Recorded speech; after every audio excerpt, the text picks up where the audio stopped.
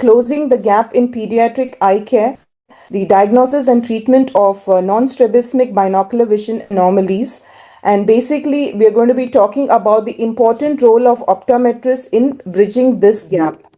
So, to give you a quick overview of my lecture today, it's going to be on why pediatric binocular vision is important, understanding what non-strabismic binocular vision anomalies are, what are the key symptoms and red flags, give an overview of the clinical assessment, the diagnostic framework, and the management approach, as well as the follow-up.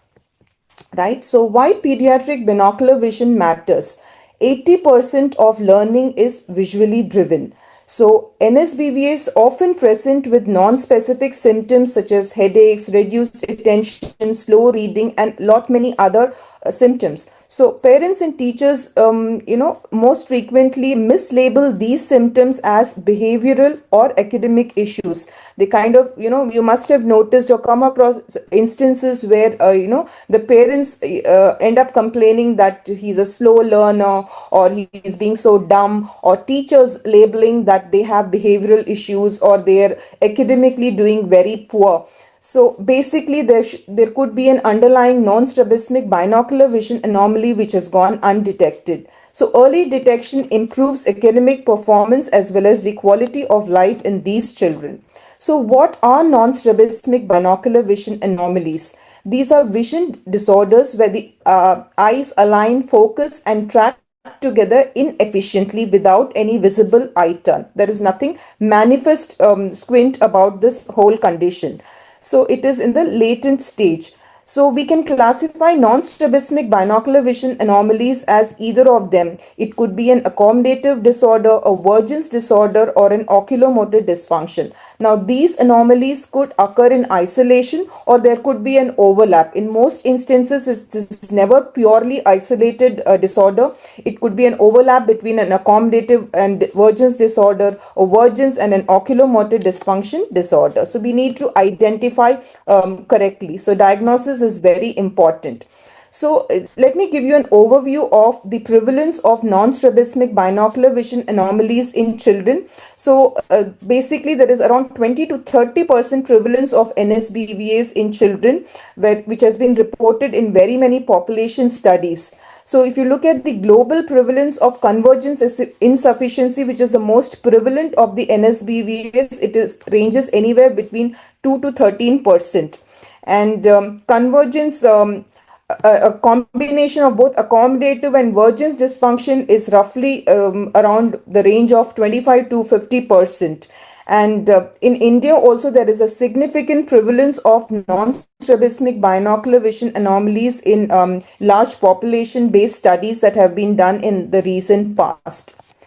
So coming to the prevalence and the care gap, 20 to 30% prevalence is in the school age children, and it is often missed in basic vision screening. If you have observed in the previous speaker's presentation, she just stressed that functional vision assessment is not really undertaken in screening programs because there is a lack of expertise and lack of manpower in screening children. So the underdiagnosis leads to long-term developmental impact, and there is a lack of standardized testing protocols in many screening procedures as well as in clinical settings. So coming to the red flags or the clinical symptoms of NSBVAs. When a child with oculomotor dysfunction is presented in a clinical setting, you notice that there is difficulty in tracking text, slow reading, and problems with saccades and pursuits. A child with Vergence disorders will complain of double vision. They end up skipping lines. There is discomfort during near vision tasks predominantly. And a child with accommodative disorders will complain of blurred vision, eye strain, and difficulty focusing. So the clinical takeaway on this is that children with NSBVAs often appear inattentive, careless, or academically weak, but the root cause is frequently inefficient focusing, eye teaming, or tracking, and it is not a behavioral problem. So when you look at the flow chart of binocular vision assessment, it starts from history tracking, progressing to refraction, sensory and motor evaluation, the Vergence measurements, the accommodative parameters, and then you club all these diagnostic parameters that you get from these tests, and do a case analysis and diagnosis, and then counsel the patient or the child, and then design the treatment or the management protocol. And of course, periodic follow-up evaluation is very, very important. So when you talk about history taking in children with NSBVS, the basic information is very important, which includes the age, the grade, the visual demands, what are the daily activities of the child, chief complaints that the child walks in with. The symptom evaluation is very, very important. So a CISS, symptomatic convergence insufficiency symptom survey score is very important, which can be easily done for children as well as in adults. So what is the duration and pattern of symptom? What is there any onset or triggers to being symptomatic? The hours of near work or digital screen usage, all these needs to be made a note of. And if there has been any past vision related history, like any previous vision therapy which has been done, any prior spectacle or contact lens usage, and of course a mention of the general health and medication, because most children do take medications, long term medications like steroids for any allergies. So the academic performance related questions that needs to be included during the history taking process is: does the child avoid reading or near work due to discomfort? Does the child show any slow reading speed or reduced comprehension? And if the teacher has reported that the child loses place, skips lines, or struggles with reading aloud, difficulty copying from the board or completing written assignments, does the child appear inattentive, restless, or easily distracted, complaints of word moving, doubling, or blurring? Is the homework taking longer than expected or done with any resistance? Any concerns about declining grades, especially in reading heavy subjects, and history of being labeled as having learning or behavioral issues? Also, the first speaker in today's webinar did mention about the importance of communication, especially with regard to children, because it's a very sensitive thing of questioning someone, especially a child. Okay, so be very empathetic towards the child when you are posing such questions, either to the child or to the parents. Now, the first important thing, we can never underestimate a good refraction. That solves most of the problems. So most of the times, uncorrected refractive error could lead to lot many or a plethora of problems. So do your objective refraction, preferably with a retinoscope. And cycloplegic refraction is very, very important. Do a thorough subjective refraction and ensure binocular balancing.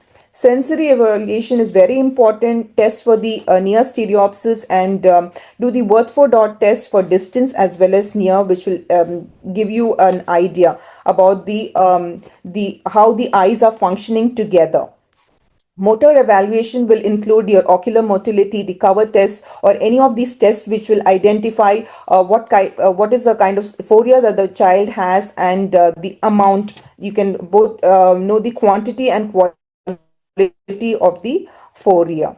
AC over A ratio is very important. You have the heterophoria method or the gradient method that gives you a lot of idea. Now again, when you gather this information, you also need to know what is the normative data. Always compare with the normative, the age appropriate normative data to give you an fair idea as to whether the child is within the normative range or outside the normative range. Convergence amplitude with the NPC testing is very, very important. It's preferable that you use an accommodative target. If not, at least use a pen light with a red or green filter, because the child at times, may not be able to appreciate doubling with an accommodative target. So pen light is a better target in those cases. Again, I've given the slide does mention the normative data at the corner for everybody to know that you need to understand when you use different targets, the normative data differ. So you need to be aware of those. And of course, the fusional versions, you can have the smooth versions or the step versions testing. Now, there are lot many tests under each of these, but then we need to know when to run each of these tests. But the basics is you need to understand to get whether the positive fusional versions or the negative fusional versions parameters are less than normal. And of course, the vergence facility by using the base out and base in prism flippers. Again, the normative data is very important when you're testing for distance as well as near in the smooth or the step vergence testing. The near point of accommodation by using either the push-up method or the pull-away method. For children, I would really prefer a pull-away method, because when you bring any target, a reading target close to the child's eye, they fail to appreciate a sustained blood. But when you bring the reading material very close to the eye and pull away the reading material until they can read the material, that gives you a better idea or the end point. Because children, they at times they confuse and they're unable to understand or comprehend what this test is about. So it is very important to communicate with the child as to what they are expected to answer with regards to the test. Accommodative response, again, to identify whether there is a lag or lead of accommodation. The MEM retinoscopy is phenomenal in determining this. Relative accommodation, the NRAs and the PRAs are basically indirect measures of your positive and negative fusional vergences. Again, you compare this with the normative data. Accommodative facility, you need to check both the binocular accommodative facility as well as the monocular accommodative facility using an amplitude scale test and an accommodative flipper, which is again based on the amplitude scale test. You need to understand whether you need to use a 1 diopter flipper or a plus or minus 1.5 or a plus or minus 2 diopter flipper, right? So this is again very important. I'm not going to go into very many details of how we go about measuring, but I'm going to quickly jump into the NSBVAs and how we go about, classifying whether it is a vergence anomaly or an accommodative anomaly, and give you the rough framework. Now, talking about NSBVA anomalies, predominantly the accommodative and vergence anomalies. So under vergence, we can have convergence insufficiency, convergence excess, divergence insufficiency, divergence excess. Basic accommodative anomalies, we can have a child with accommodative infacility, an ill-sustained accommodation, accommodative excess, or an accommodative insufficiency. So it is not very uncommon to find accommodative anomalies in children, and it is not that only the older you get that you will face any accommodative problem. It coexists with vergence anomalies too. Now, coming to this is very important. How do you go about classifying as to what the problem is? So when you notice that there is exophoria at distance, you quickly analyze all the data under the positive fusional vergence. So you will notice that when the positive fusional data is low, then you correlate with the AC over A ratio and compare the distance and neophoria. Now, after this step, you need to understand if the distance phoria is greater than the neophoria, then it could be a case of divergence excess. If the distance phoria equals the neophoria, then it is a case of basic exophoria. And if the neophoria is greater than the distance phoria, then it could be a case of convergence insufficiency. So this is how you go around analyzing the case in a flowchart manner. So this gets very easier for you to arrive at the correct diagnosis.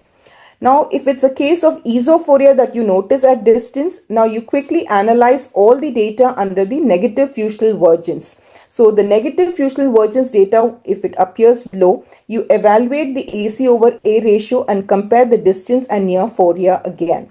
So if the distance phoria is greater than the neophoria, then it could be a case of divergence insufficiency. If the distance phoria equals the neophoria, it could be a case of basic esophoria. And if the neophoria is greater than the distance phoria, it's a case of convergence excess. Now, vergence anomalies based on AC over A ratios. If there is a case of low AC over A ratio, it could be either convergence insufficiency or divergence insufficiency. And if it's a case of high AC over A ratio, you can expect either convergence excess or divergence excess. And if the AC over A ratio is normal, then it could be a case of basic ESO or exophoria or fusional vergence dysfunction. So it's very easy. It's all very objectively measured. So it's very easy to quickly analyze what exactly the diagnosis is. And diagnosing oculomotor dysfunction is very important because in children it is very common. So what are the key diagnostic indicators of a child with oculomotor dysfunction? Is there is difficulty in reading, they lose place or skip lines, slow reading speed, poor attention during near work, excess head or body movements during reading, and symptoms are present despite normal vergence and accommodation findings. So it can happen in isolation, wherein the accommodation and the vergence, data are normal. But when you test for oculomotor dysfunction in isolation, they appear to be defective. So for the saccades, you can check using the DEM or the King-Devitt test. You can use the Hartchart saccadic testing. So you check for the accuracy, speed, and regressions. When it comes to pursuit assessment, you can check for the tracking with the simple Marston ball or pen light, and check again for smoothness, consistency, ability to maintain fixation. And oculomotor screening can be tested using the NSUCO oculomotor testing, which is a standardized scoring sheet with the help of tracking worksheets and letter circle tests. Now, how do you come at a diagnosis of an oculomotor dysfunction? When you notice that there's orthophoria or insignificant phoria at distance and near, you analyze the accommodative data. Now, sorry, this is for the accommodative data analysis. So if the child has the ability to stimulate accommodation is low, it could be a case of accommodative insufficiency. If the ability to relax the accommodation is low, then it could be a case of accommodative excess. And if the ability to stimulate as well as relax the accommodation is low, then it could be a case of accommodative infacility. So in the case of insignificant phoria and normal accommodative findings, you can analyze the ocular motility status, which could show a deficiency in saccades and pursuits. In that case, it could be a case of oculomotor dysfunction. Now, you can also analyze the data for fusional vergence dysfunction, wherein there could be low phorias, low base in and base out. The binocular accommodative facility could be low, and low NRA and PRAs. So this could be a case of fusional vergence dysfunction. And if all the findings are normal, then you need to really assess if the child is malingering or if the symptoms are legit. So coming to case analysis and diagnosis, you need to compare results to the expected findings, group all the test results, and identify the anomaly. So I'm going to go through a quick case wherein a 16-year-old presents with difficulty in reading and focusing during near activities. The hours of near work are around 7 to 8 hours a day with a digital screen usage of 2 hours a day. General health is good, no other abnormalities. So unaided vision 6 by 6 in both eyes, N6 at 30 centimeters, stereopsis is fine. The Worthford dot test also shows fusion at distance as well as near. And the cover test revealed that orthophoric for distance and exophoria for near. And when we tested for exophoria, it showed 4 prisms basin, and the AC over A ratio was 4:1. NPC with an accommodative target revealed that the break recovery distance was 9 and 12 centimeters, which was receded. NPA was 6 uniocularly and 5 centimeters binocularly. MEM revealed a 0.5 diopter, which was within the normal limits. NRA was plus 2.25 and PRA was minus 3.5. The step vergences, the NFV and the PFV values, the PFV was receded. The values were less than normal. Accommodative facility was normal. Vergence facility showed 7 cycles per minute with difficulty with base out prisms. So you always begin with phoria. In this case, it was exophoria at near and orthophoria for distance. So you need to analyze the data in the positive fusional vergence group. Direct findings of base out are reduced, and the indirect findings, the NRA is slightly reduced and MEM was normal. Fails with plus monocular and binocular accommodative facility tests, and TRESS probing ability to stimulate convergence was low. So there was reduced PFV for near more than distance, and the NPC was receded. So difficulty with brace out prisms in vergence facility and difficulty with plus lenses in accommodative facility testing.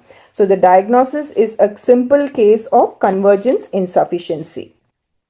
Okay, so you need to run a minimum battery of tests to screen for binocular vision anomalies. You may always ask that, in routine screening, how do we go about running, so many tests and then coming at the diagnosis? So the minimum test battery for near point of convergence with pen light and red filter, the difference between the distance and near foria and monocular accommodative facility, they yield very good sensitivity and specificity for diagnosing non-strabismic binocular vision anomalies. So in a nutshell, so you need to check for NPC, the distance and near foria, and the monocular accommodative facility. This itself will give you a good sensitivity and specificity for diagnosing non-strabismic binocular vision anomalies. Now, talking about management of non-strabismic binocular vision anomalies, so the principles are basically to correct the refractive error first, treat accommodative issues before you manage the vergence issues, incorporate home-based as well as office-based therapy, and monitor progress every 4 to 6 weeks. So in the case of accommodative insufficiency, plus lenses, hard shot push-ups, lens rock, near far jumps are effective. In the case of accommodative excess or spasm, plus lenses, slow flipper work, relaxation techniques, and awareness training is important. In the case of vergence disorders, convergence insufficiency, you have lots of tests. A therapy that you can work on: Brock string, lifesaver cards, barrel cards, jump convergence. In the case of convergence excess, you can try with plus lenses, base out prisms, vision therapy focusing on base in flexibility. In the case of divergence disorders, smooth vergence jump, distance training, and prism only for symptom relief and not as a primary treatment should be your goal. This is a busy slide, but a quick overview. When you have to deal with oculomotor dysfunction, you work on the saccade training, the pursuit training, the eye-to-hand coordination, and visual attention tasks and tracking tasks. Integrate the vision therapy protocol, and you expect around 10 to 12 weeks for visible improvement in symptoms, and follow up is very, very important. So to give you a quick overview of the expected timeline for improvement: accommodative issues, you expect improvements in around 4 to 6 weeks; for convergence insufficiency and convergence excess, around 8 to 12 weeks; in the case of oculomotor dysfunction, roughly around 6 to 8 weeks. There's no hard and fast rule. Each child is to be treated individually and as a separate person. You can't club everybody with oculomotor dysfunction together and expect the same kind of results. The starting and the ending point may be different for each of the child that you look into. So it's very important that regular follow-ups are taken. So when to refer: when you suspect any neurological involvement, where there is severe OMD unresponsive to therapy, very high AC over A cases which require complex management, and children with learning disabilities requiring multidisciplinary care. So what are the strategies that you can employ to bridge this care gap? Is to incorporate binocular vision screening at every possible juncture, to train optometrists to incorporate a battery of tests to identify non-strabismic binocular vision anomalies, to collaborate with schools and pediatricians, educate parents, as well as adopt evidence-based vision therapy. So the key take-home message for this lecture is that non-strabismic binocular vision anomalies are common but often underdiagnosed. Simple tests can reveal subtle functional disorders, so early detection is very important, which improves the learning outcomes, and optometrists play a crucial role in bridging this pediatric care gap. Thank you for your attention, and sorry for taking too much time over this presentation. No, thank you so much, Dr. Anita, for that wonderful, wonderful presentation and for giving us some very important clinical perspectives. I really appreciate your time and expertise, and thank you so much once again.